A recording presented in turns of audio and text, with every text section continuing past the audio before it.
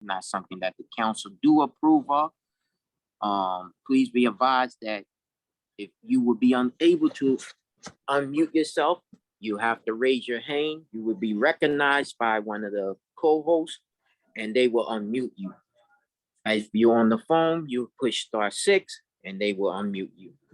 Thank you. Now I'm going to turn it over to the facility, the co-host of, the committee chair, Ms. Hudson of Safety. Thank you.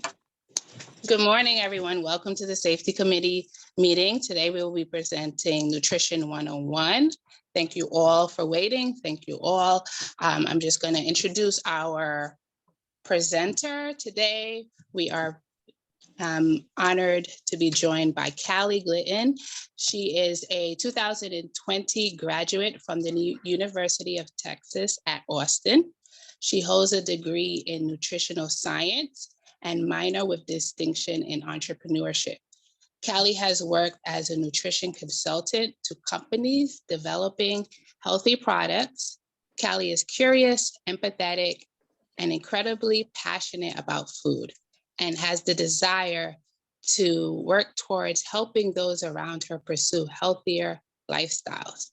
During her career, she has worked with Mount Sinai Health Systems in New York City, Snap Kitchen, a healthy pre-prepared meals company based in Austin, Texas, and most recently at Redbud Brands LLC. Cali will soon be embarking on a new role as a culinary account planner with food giants such as Coca-Cola and Kraft to market and develop their products. Cali prides herself on the belief and practice of living in moderation and the necessity for basic nutrition education as a foundation for leading a healthier lifestyle. We're so excited to have Cali here today to offer her knowledge, expertise on nutrition and health and well-being. Thank you, Cali. The floor is yours. Ms. Hudson, before we go on, we got to announce the translation. We forgot. So I'm very sorry. Yeah, so interpret if we could. Sure, Okay. The following message is going to be said in Spanish. Muchas gracias. Mi nombre es Ulises y junto a María seremos sus intérpretes esta noche. Para escuchar la reunión en español, por favor, marque el número 347-966-4114. Ingrese el número de conferencia o ID 892-537-279 seguido del signo numeral. De nuevo, para escuchar la reunión en español, por favor, marque el número 347-966-4114 e ingrese el número de conferencia 892-537-279 seguido del signo numeral. Si quiere escuchar el audio en español, pero quiere permanecer en este espacio virtual para ver la reunión usando su computadora, puede silenciar su computadora poniéndola en mute. Silencia el volumen de su computadora y al mismo tiempo llamar a la línea en español. Una vez más, para escuchar la reunión en español puede marcar el 347-966-4114 e ingresar el número de conferencia 892-537-279 seguido del signo numeral. Gracias. Thank you. Thank you. You may proceed. Great. Thank you so much for the introduction, Aisha, and happy Saturday morning. Thanks for joining us here today. So my name is Cali, as they said, and I am a nutritionist and also a major foodie. So today I am going to be teaching you guys a bit about what I consider to be the most important foundational information about nutrition. So after learning so much about nutrition myself in school and also observing the amount of information that's offered by way of the internet and social media, I have come to understand that even some of the most educated people I know are truly misinformed about what is properly healthy in terms of diet and lifestyle. And so because of that and the information available, it leaves people very confused about how to properly lead healthy lives. So today I'm going to be teaching you some of the basics of nutrition and hopefully helping you to make healthier choices in the future. And before we jump in, if you have questions, please feel free to write them down, and we should have some time for questions at the end. But if not, we're also going to share my email and another email that you can reach out to. So to get started, okay, so to get started, just with a quick agenda, we're going to start with the definition of nutrition and diet, and then discuss a little bit about the science of types of energy and nutrients in the body and in foods that we eat, the importance of hydration, the concept of moderation and what that means, and finally, a few slides about building awareness of food and how we shop for food, and building healthier mindsets about nutrition. So, what is nutrition? By definition, nutrition is the science of nutrients in foods and their actions within the body. A broader definition includes the study of human behaviors related to food and eating. So it addresses what different nutrients are in different foods, how those nutrients are broken down or digested in the body, and how the energy stored in those nutrients are used within the body in order for us to function. So what is diet? By definition, diet is the foods and beverages that a person consumes. It is not a restrictive plan designed for weight loss. So for the sake of our presentation today, we are not going to think about the word diet in the way that maybe you've normally heard about it being used. It is not a way to lose weight. We are talking about diets today as the makeup of what we eat and drink. So for example, if I'm somebody who, and this is true, loves to eat peanut butter and jelly, I could say that my diet is, peanut butter and jelly is a very important part of my diet. So, and finally, before jumping into some of the science, I want to focus on this concept, which we'll come back to in a bit, which relates to moderation, which is that each day's small food decisions make a big impact over time. And so what that means is that each day's food choices may benefit or harm health only by a little bit, but over a long period of time, the consequences of our choices can have a major impact. So for example, again, eating a piece of cake on a birthday or a day out or with friends and family is more than okay, and you should enjoy, but eating a piece of cake every single day, maybe not the best decision. So jumping right into the science, there are three main types of energy and nutrients that are in our foods. So they contribute to all different types of processes in the body, like moving our muscles, sending electrical impulses to our brain, and even allowing us to have thoughts.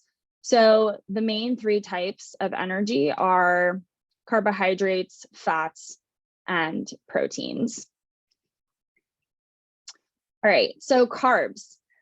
Carbs are sugar. When they are broken down in our body, they are broken down into the smallest building blocks, which are called simple sugars.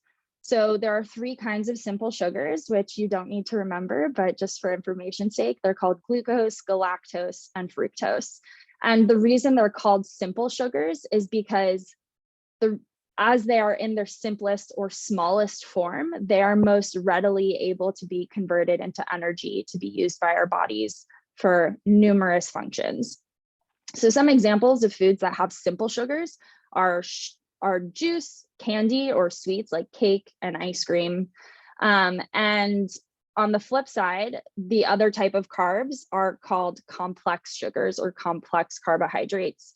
And those are found in starchier or like heavier foods like fruit, not necessarily fruit, but like potatoes, pasta, and bread. And the reason they're called complex sugars or complex carbohydrates is because they have large molecules that need to be then broken down in the body as a part of digestion into the simple sugars that can then be used again as energy for the functions that we need them for. What's really important to know about carbs, though, is that a common misunderstanding is that carbohydrates are not good for you and that you should avoid them. But I am here to tell you that is absolutely false.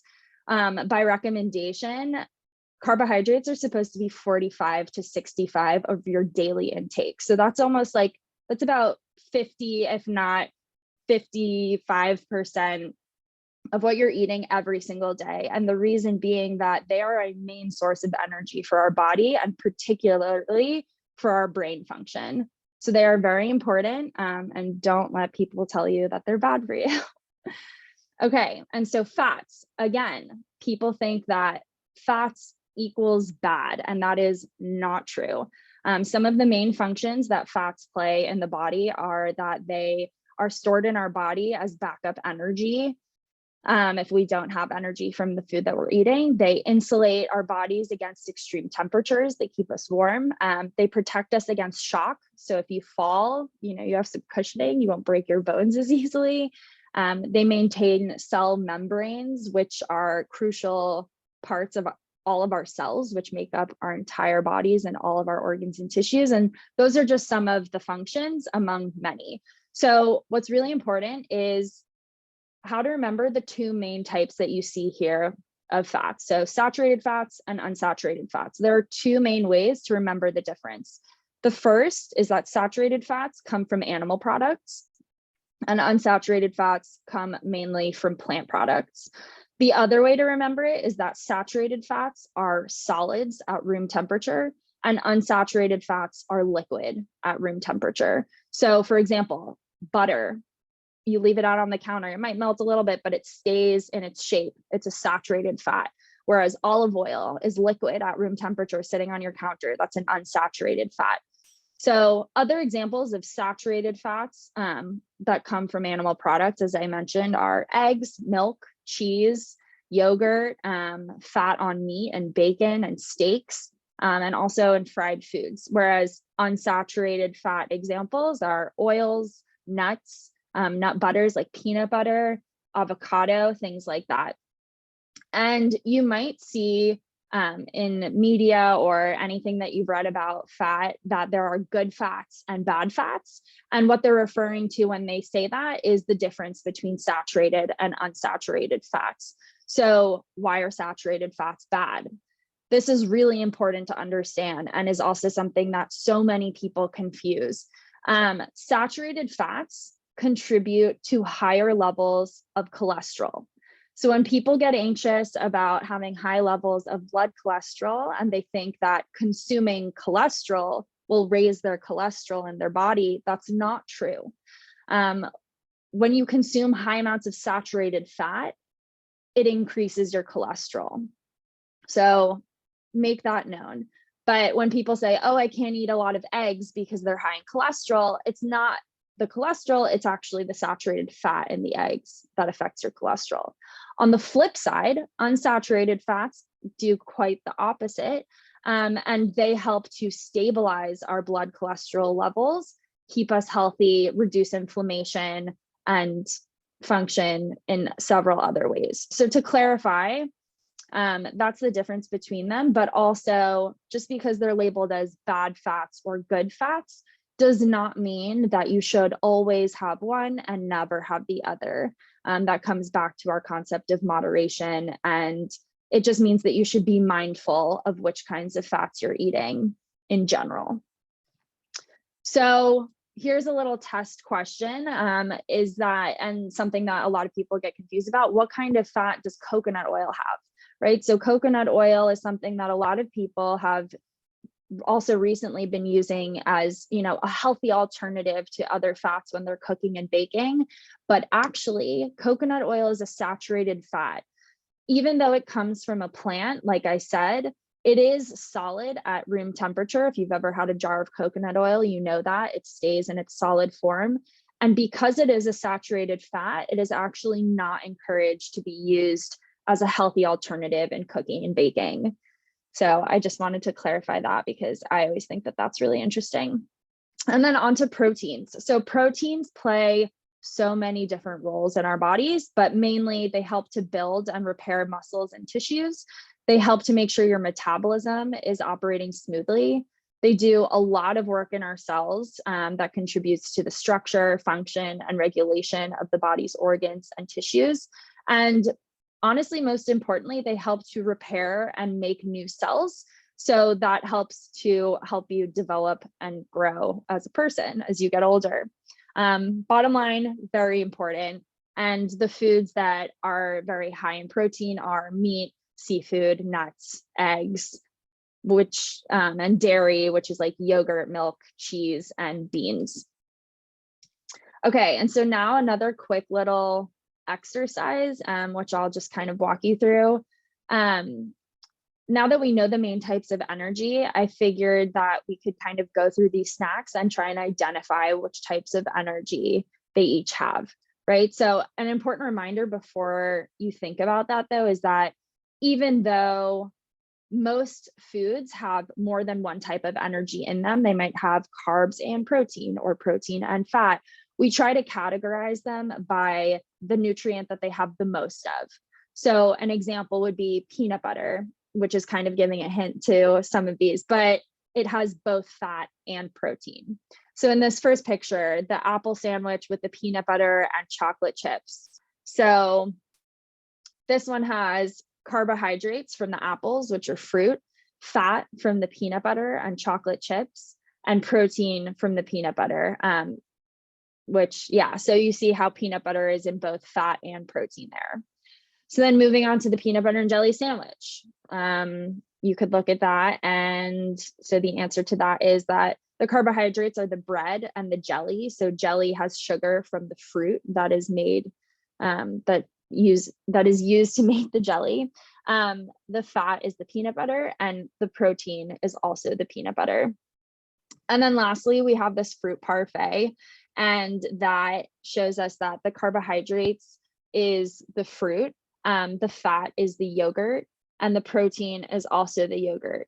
I actually left out here the carbohydrates there's also carbohydrates in yogurt, but this is already kind of complicated, so I just tried to keep it a little bit simple. But okay, moving along. So water. So this may sound kind of silly because I'm sure that a lot of you have been told how important it is for you to drink water, but I cannot stress enough how important it is to not only drink water, but to make sure you're drinking enough water, which is most people's problem. Below I've listed kind of ages and recommended intake. So ages 9 to 13 is 7 to 8 cups, and ages 14 plus is 9 to 11 cups. But why is it so important? So I'll start by saying that it should be an indicator to you of how important water is for your body, based on the fact that humans can live for 2 months with absolutely no food if they have water, but only for 3 days if they don't have any water. So water is hugely important to our body. It helps, and mainly it helps to deliver the nutrients that we consume to our cells so that they can function as energy to our bodies. So a crazy statistic, as you see at the bottom, is that 75% of Americans are chronically dehydrated. And most of the time, people don't even know that what they're experiencing is dehydration. So if you experience any of these symptoms that I'm about to list that you see on the slide, my first recommendation is always to think about if you're drinking enough water, and maybe drink some more water. And then obviously if your symptoms do not subside, then you're dealing with something else and you should get that checked out. But fatigue, if you don't have energy, you're going to feel tired. If your nutrients cannot be delivered to your cells, you're going to be tired. Becoming irritable, not being able to focus well, peeing yellow. If your pee is yellow, you're dehydrated, and headaches. So again, if drinking water doesn't help those symptoms, then get something else checked out or seek attention. But most often people do not drink enough water, and I cannot stress it enough how different you will feel on a day-to-day basis if you drink enough water. I've typically been really bad at drinking enough water, but it makes a huge difference when I do. Okay, and so on to moderation that I mentioned a little bit at the beginning. A lot of times, so the definition of moderation is the avoidance of excess or extremes. So it means, not never doing something, not always doing something, kind of being somewhere in the middle. And a lot of times people ask me whether there are certain foods that they should eat all the time or foods that they should never eat. And I always say that there's no such thing. I am someone who believes that it is important to practice moderation in all aspects of our lives. So whether that's diet, exercise, sleep, mental health, like you need to kind of be kind to yourself. And I'll get to that in a second. But for example, most days you should try and be active, but you're not going to be active every single day. And that is more than okay. The reason that moderation is so important in our lives is because it allows us to practice healthy habits that are sustainable and long lasting over time. So when we think of diets like paleo, low carb, keto, the reason that those are considered fad diets is because they are not sustainable and people do not maintain them over time. The reason being because if you're not living life in moderation, if you're following a diet that makes you cut out and restrict the things that you love to eat the most, because often diets are cutting out the things that are most delicious, it sucks. If you tell yourself you're never allowed to eat those things, and one day you do because you're at a friend's birthday party and you just have to have a slice of cake, and then all of a sudden you feel like you broke the rule, so it should all be over, and you stop your diet completely. It is so much easier to be kind to yourself, to know that, hey, I eat healthily most of the time. I'm going to enjoy this slice of cake with my friends and then continue to eat healthily, afterwards. If you are kind to yourself, there is proof that living life in moderation, whether again, that's diet, exercise, sleep, getting enough sleep sometimes, maybe not all the time, is associated with having less stress on a day-to-day basis, and also better physical and mental health, and more gratitude and joy as a person. So I am a huge proponent of living life in moderation and being kind to ourselves as we do it. So the power of misinformation, really important and also very interesting. When it comes to misinformation, an important thing to note is that what works well to keep one person healthy can be different from what keeps another person healthy. So you shouldn't automatically believe everything you hear. But when it comes to how we take in the information that we're seeing online or in articles or on TV, it is both interesting and also important to understand how that information is processed in our brains. So when you think a new thought, it is weak. But the more you think it over time, the more powerful the connection, the synapse connection in your brain makes it, and your brain will physically change to adapt to the power of that thought. The reason that that is important to know and acknowledge is because although the connection might be so powerful in your brain, that has nothing to do with whether the information that thought has is true or not. So if we're not aware of this, misinformation and information that is not true and not right for us to hear can become very powerful and controlling in our minds. So the example here is that sugar is bad for you. And like we've already gone over, that's not the case. But if you think sugar is bad every single day of your life, you will obviously live your life by that thought, even though it's not true. So now jumping into a little bit about how to shop the grocery store and how to be aware of the foods that we're picking up when we're shopping and choosing products. So there are two different kinds of labels here. The nutrition facts label panel, I'm sure many of you have seen it before, and we'll get to that again in the next slide. But very basically, I want you to understand that it gives you important information about the serving sizes of a product and the nutrient content of a product. So what I mean by that is, like we just went over, the fat, the cholesterol, the carbs, the protein, sugars, things like that. And then on the right is the ingredient list, which is on every packaged product and is a compiled list of all of the ingredients in a product. But the the listing of the ingredients is not random at all. So they're actually listed in descending order of the ingredients that weigh the most in the product. So if a whole grain wheat is the heaviest ingredient in the recipe, it's listed first on the box.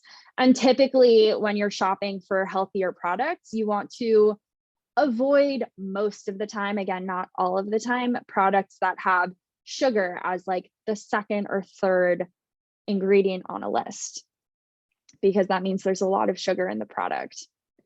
So, okay, how do we look at food labels? We're going to do a little bit of math really quickly. What I want you to understand is that it's easy to pick up a packaged good like a bag of chips and look at the nutrition facts label and see that 230 there and say, okay, there are 230 calories in this entire bag. Well, that's not the case. So if you look at the serving size, it's really important to pay attention to how many servings there are in any given packaged good.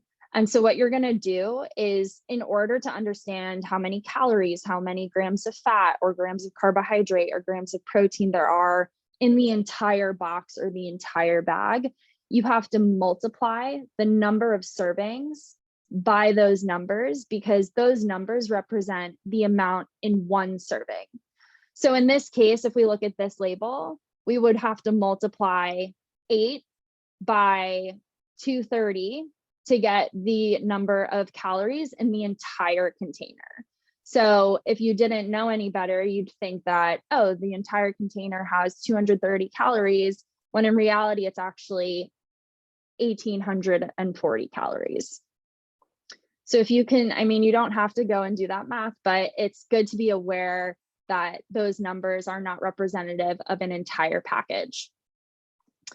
And then just some tips about going to the grocery store and how to shop healthier.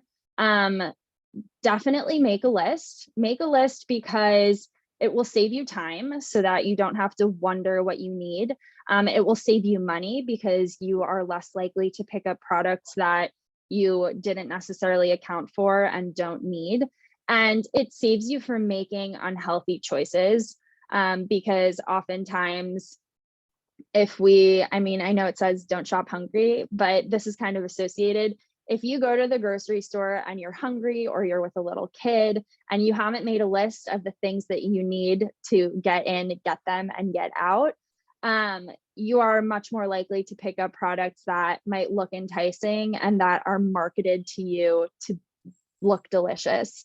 So other things, shop the perimeter of grocery stores. What a lot of people don't know is that the perimeter of a grocery store are the fresh foods. So produce, meat, dairy, frozen foods, and the interior of a grocery store, those aisles in the middle are all of the highly processed foods that can stay on a shelf for a very long period of time, which means that you don't necessarily want them in your body. That doesn't mean that you can't and shouldn't buy those things. It just means that you want to stay with the fresher foods on the outside of the grocery store. So again, frozen fruits and vegetables are always a good option too, because if you're somebody like me who will buy a lot of produce and likes to eat a lot of fruits and vegetables that might, I worry about them going bad, frozen fruits and vegetables are always a good option because you can just get them out of the freezer. Okay, and then kind of to wrap up, I just wanted to go over kind of what is quote healthy, and then on the next slide, what is quote unhealthy.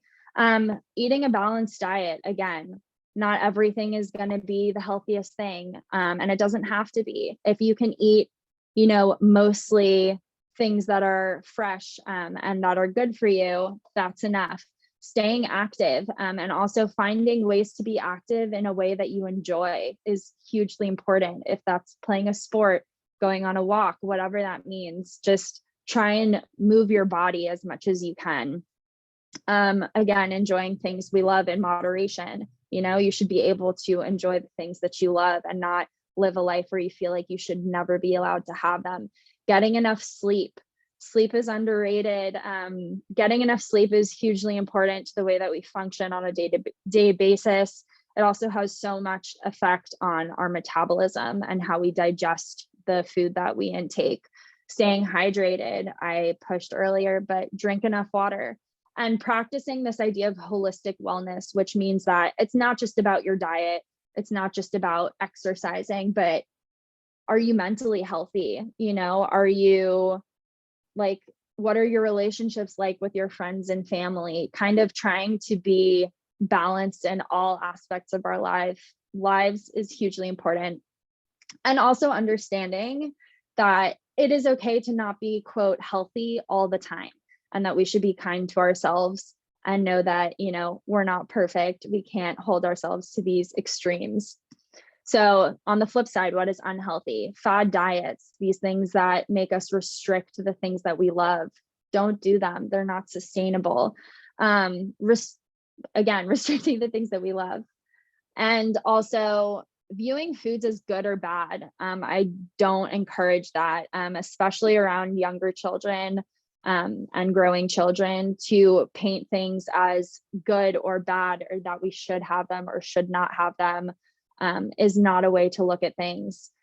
Being dehydrated is really bad in all aspects. It'll be bad for your sleep, bad for your attitude, bad for your focus and whatever it is you're doing. Drink enough water and getting enough sleep. So making sure that you're really resting and allowing your body to recover from everything you put it through in the day.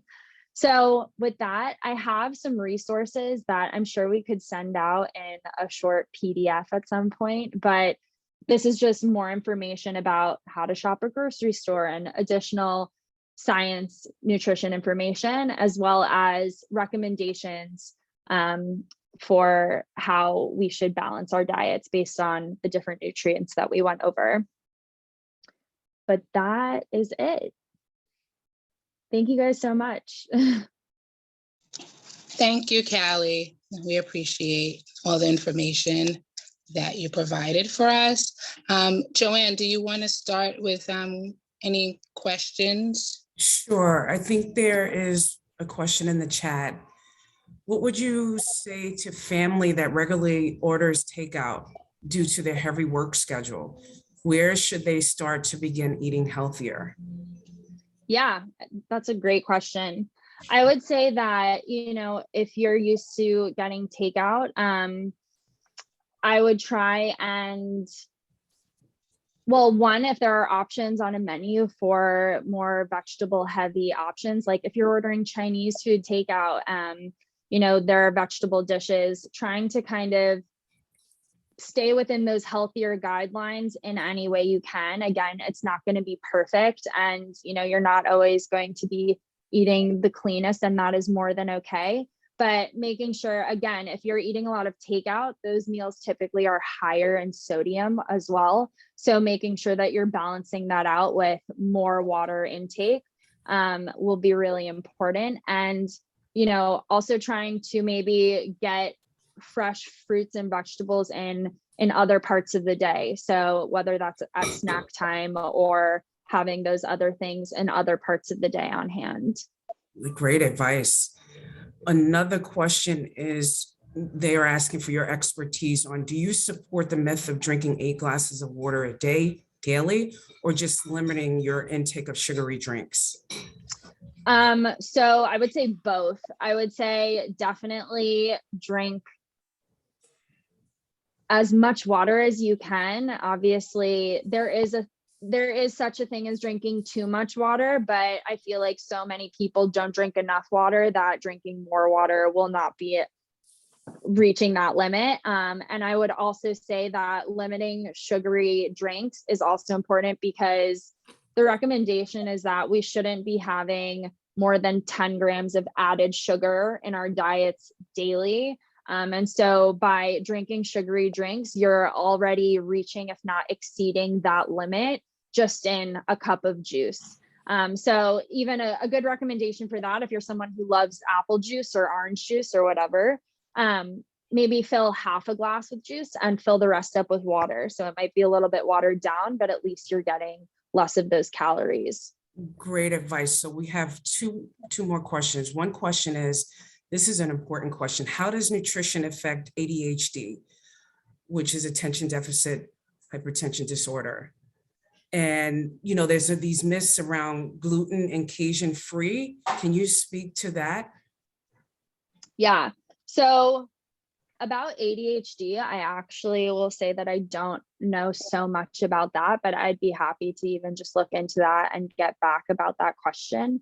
But as far as being gluten-free, and what did you say, Cajun free or? Yeah, gluten and Cajun free. Okay. Oh, casein free. Yes. Okay. So being gluten-free, dairy-free, casein-free, I would personally recommend to the people who have allergies to those things. Being gluten-free is another one of those kind of fad diets that people have come to believe is a way to be healthier.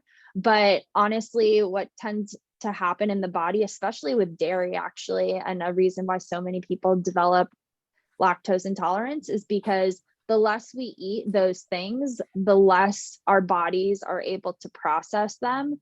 And so if you are not allergic to gluten, I don't recommend being gluten-free. There are many other ways to be healthier. I like that. And also it's all, I think it ties into with the ADHD, it can tie into gut health. Because I think a lot of, Yeah. a lot of children that are on the spectrum kind of they have problems digesting the foods that they're eating, because, you know, some parents that have children on the spectrum, they just want them to eat. So Yeah. sometimes they have, like you said, food allergies, or they may be sensitive to certain foods, but it's the process of digesting it. So it's a lot of gut health. So I would say for those, and like I say, I like for you to research that, but I think Yeah. it's something with a gastroenterologist can speak to, and maybe you want to speak to your doctor about that. Yeah. So we do have a Spanish speaking question from Maria. Do any one of my Spanish translator want to help with this question? And then we're going to go to Catherine. Sure, I can help with the question. Where is the question? Oh, okay. The question just refers to, what about fasting? Is fasting good? Okay, so fasting and intermittent fasting is another one of these fad diets. The concept behind it and why it has tended to work for some people is really not because of the fasting and the scheduling, as much as it is when people limit themselves to eating for only a certain amount of time a day, it's harder to get in as much nutrition and as many calories in that period of time, as opposed to a 24-hour period. So when people are losing large amounts of weight because of intermittent fasting, it's just because truly they're eating less food than they typically would if they were allowing themselves to eat for a whole day, like most people.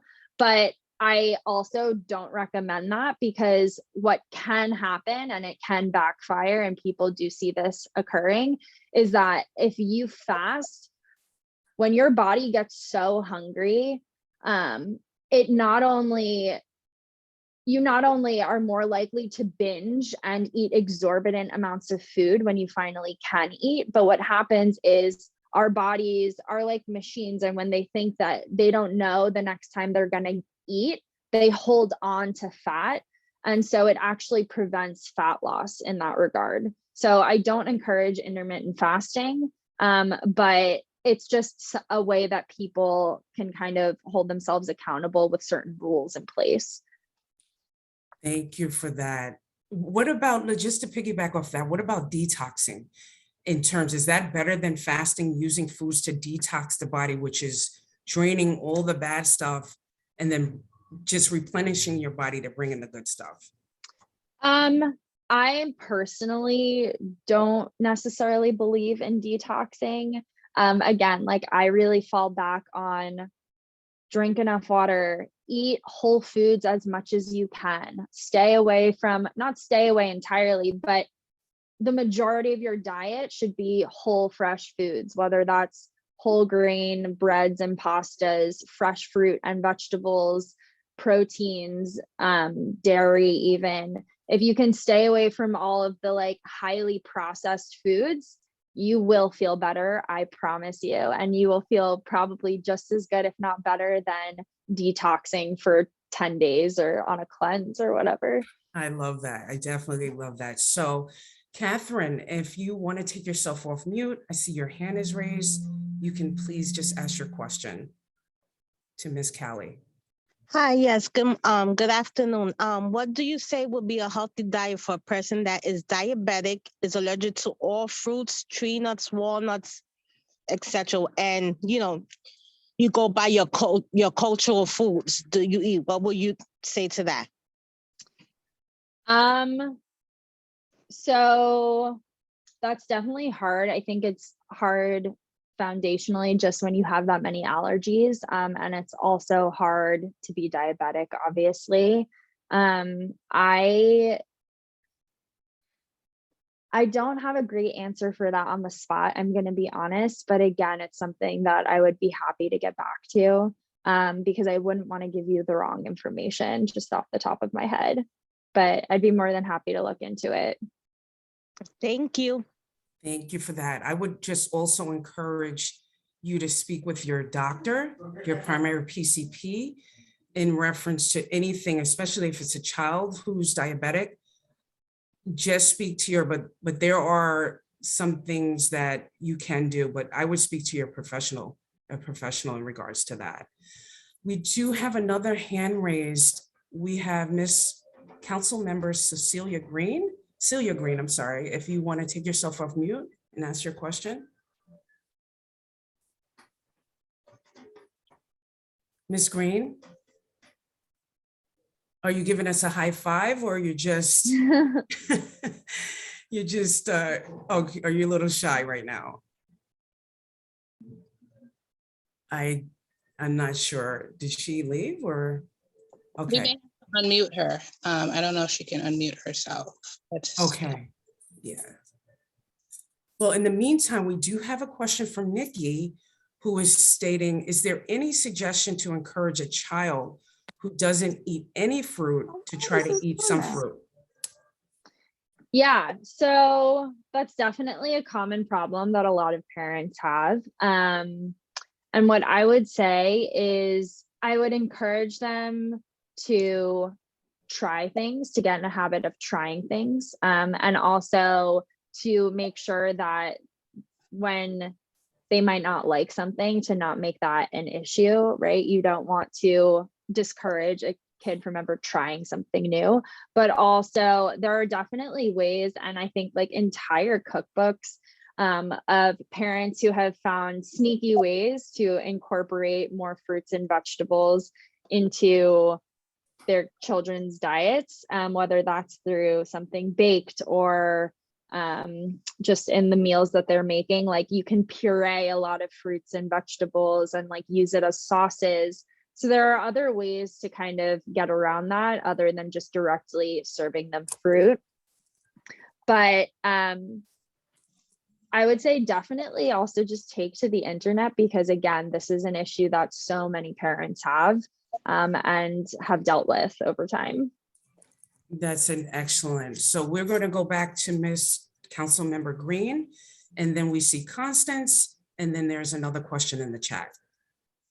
So Miss Councilmember Green.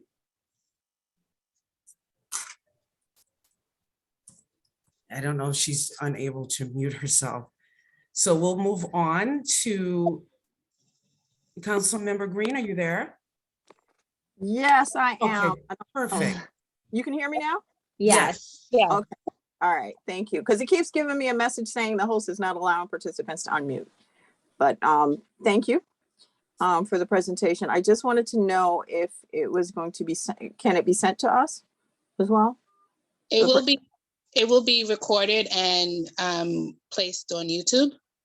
Okay. And so we will be able to send. Great. Thank you, Perfect. Councilmember Husbands. Thank you, Councilmember Jones. It was a really good presentation. And thank you. Thank you. Very well. So we're going to move on to Councilmember Constance Asiadu. If you want to unmute yourself. I'm unmuted. Can you hear me? Yes. Yeah, I was just trying to assist Councilmember Green in getting on. Okay, so just you can ignore it. Thank you. Oh, Proceed. Thank you. Thank you. So we do have another question in the chat. Is What are your thoughts on fermented foods? What are the benefits? Yeah, that's a good question. So fermented foods have a lot of health benefits due to their probiotic and prebiotic content. So probiotics and prebiotics have to do with our gut health and the bacteria living in our stomachs and in our gut. And they're definitely important for digestion. And so I would say that fermented foods are good for you. I know people have like almost made different like health regimens from drinking like, or not drinking, but like eating kimchi or other fermented vegetables and pickled things like that. So there definitely are health benefits to them, and they help mainly, again, the bacteria in our gut, which is good for digestion. Excellent. I don't see any other questions in the chat or any other hands raised, and we are at 12:46. So Cool. that was an excellent presentation. I don't know if anybody else wants to. I have a question. Sure. Yeah. In terms of weight loss, how can we help our children, young children, teenagers particularly, who are suffering with a bit of, a little chub? Yeah, no, that's a good question. I would say that when it comes down, when we talk about weight loss, the thing that I would consider to be most important, which it really comes down to, is the calories you're intaking in a day. So to eat foods that are lower calorie, but maybe higher in fiber. So fiber is what we find in fruits and vegetables and grains that make us feel full. So when you eat, a lot of fruit, you feel full. That's from the fiber in the fruit. So foods that are good for weight loss are these foods that are lower in calorie, but higher in fiber. So what are foods like that? Popcorn, a great one. Fruits and vegetables, again, but really focusing on not consuming so many products that are very calorically dense. So fast foods, highly processed snacks, things like that. Sticking to fresher foods when you can. Again, like you're gonna eat some of the processed stuff and that's okay. But, trying not to have a snack that is like straight sugar and just like 400 calories. That's definitely my best advice. Finding like the lower calorie options. Okay. Excellent. Thank We you. do have yes, excellent, Aisha. We do have another question in relation to juicing versus smoothies. Because I know from my experience, most physicians say you should eat whole fruits because that's easier and it's less sugar content. But sometimes when you're juicing, it's a healthier option. But I like for you to speak on that. That's a question someone's asking. Yeah, that's a good question. So that actually relates exactly to what I was just speaking about, which is fiber. So when you juice a fruit, you're only getting the juice, right? You're not getting any of like the pulp or like kind of like the body of the fruit, which is the part that contains the fiber, which is essential to nutrition and to health. So and when you juice a fruit, you're only getting what I referred to in my slide about carbohydrates, which is the simple sugars. So you're kind of getting all of the sugar and none of the like real benefit.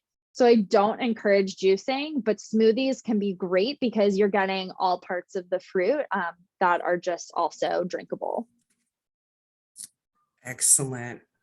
So we do have another question from Council Member Mr. Angel Morales. You can take yourself off mute and ask your question, please. He may be having difficulties muting himself or unmuting himself. Hi, sorry. Yeah, Hi. I just muted it.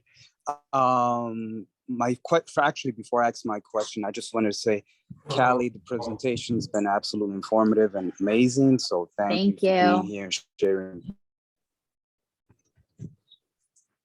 My you're welcome. My question is, actually bring this up to my attention of when they're doing smoothies and using fruits and vegetables combined. They wanted to know You're breaking up a if little it's bit, Angel. You're going in and out. include seeds in there, even like the stems out the seed and as is. Okay, so tell me if I'm right, because you are breaking up a little bit. You're wondering if you should include the stems and seeds of fruits when you're putting them in a smoothie. Is that right? That is Okay. correct.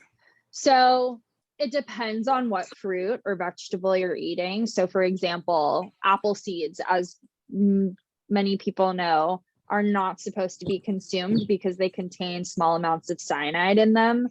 So it's not hugely detrimental, but like we try to avoid them when we can. But a fruit like a strawberry that has tiny seeds, or even bananas that have seeds, even though we don't really see them, those things don't matter. And I think that Or like even a watermelon. well, I think it really just is like, again, there are certain seeds that we eat and certain seeds that we don't. I don't think it's hugely detrimental either way, but like a black watermelon seed, I try to avoid when I'm eating a piece of watermelon. I wouldn't necessarily put that in my smoothie, but like a cucumber that has very prominent seeds, I would throw that in a blender if I was putting a cucumber in a smoothie, and that wouldn't be a problem. So it's really kind of based on the fruit or vegetable. Excellent. We do have one more question. Okay, so council member Ms. Husbands is asking, how much caffeine is too much? That's funny. I would say, because I'm myself a huge caffeine addict as it goes, but I would say too much caffeine, I don't think caffeine is a diuretic, which means it makes you urinate a lot. So if you're drinking a lot of coffee or a caffeinated beverage, you should be mindful of how much water you need to kind of compensate with that drink, because you are going to lose a lot of liquid. So that is something to be mindful of. But in terms of actual quantity of caffeine, I would just say as much as you like to have that doesn't make you feel too jittery. I know some people really hate that. But yeah, it's kind of like a personal preference thing. Or switch to green tea if it's coffee. Well, green tea actually has more caffeine than coffee. Oh, wow. And I'm guilty of too much green tea. My daughter loves Starbucks. So it was not me. I don't drink it particularly, but my daughter loves it. So I was asking, for her. Yeah. Great question. So we do have another question from Council Member Christy Angel. If you want to take yourself off mute and please ask your question. Thank you. And thank you for the presentation. It's been very informative. My question is, do you know of any maybe additional resources or websites for parents that are looking for ways to model better eating behaviors and habits with their children? That's a really good question, and it's actually something that comes up a lot.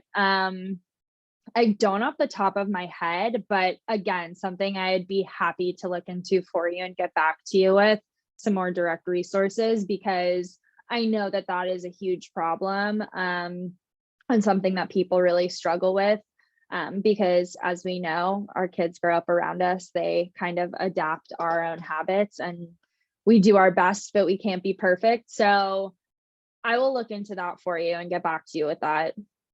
Thank you so very much. And please, email is in the chat. So if anyone has additional questions, and she can reach out to you. Yeah, please feel free to reach out if you have questions, even after the presentation, that you're curious about. I'd be happy. Yes, I'll put it again further down in the chat. We do have another question from one of our audience members. How do you encourage a child to drink enough water on a daily basis? Good question. So again, I would, if they don't want to just drink water as it is, another good way to get water to be hydrated without necessarily drinking water, a couple ways. One, fruits and vegetables have high water contents. Eating fruits and vegetables will definitely get you somewhere in terms of hydration. It won't get you all the way there. But that's one option. Another option would be, like I was mentioning earlier, if your kid likes to drink juice, to maybe fill a glass with less juice and fill the rest with water. It might be a slightly less sweet taste, but it'll still taste like the juice that they enjoy. And they're drinking more water in that as well.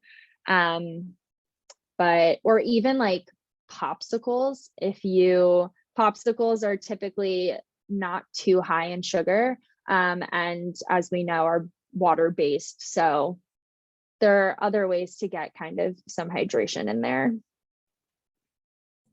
Excellent. I don't see any more questions or any hands raised. Again, as Kelly mentioned, I just put her email in the chat. You can also email the council with any additional questions and she will get back to you. Any last minute closing remarks? I think my takeaways are there's no quick fixes. It's just eating healthy and moving. So you have to eat right and you have to exercise. There's no way around it. It's those two things are key, and sleep. Yeah. Definitely. And I will say, just to speak to that really quickly, a lot of people have this mentality that if they go to the gym and they work out 7 days a week and they hit exercising really hard, that they're going to be healthier. But I will tell you, it is 90% about what you eat on a daily basis. And exercising is important, but nutrition is more important. So be conscious of what you're putting into your body. You will, I promise you, feel so different when you start taking care of your diet, just even slightly better than maybe you are now or have been in the past. But it's really, really important. Excellent, great advice. So I'm going to pass it over to the chair, Aisha, for any closing remarks. We want to thank you all for joining us today. Thank you to our presenter, Cali. We appreciate your input and your expertise. Thank you, Joanne. Thank you, Angel. Thank you, Miss Christy Angel. We appreciate you, Mr. Lawrence. Thank you. It is a beautiful Saturday morning. We're talking about moving, or Saturday afternoon. Everyone to get out, move their bodies. You know, there's enough space. We don't have to be up under anyone. Enjoy the sun, enjoy the weather, and enjoy your day. Thank you very much. We appreciate your attendance this morning. Thank you all. Thank you, Kelly. Have a good day, everyone. Bye. Bye.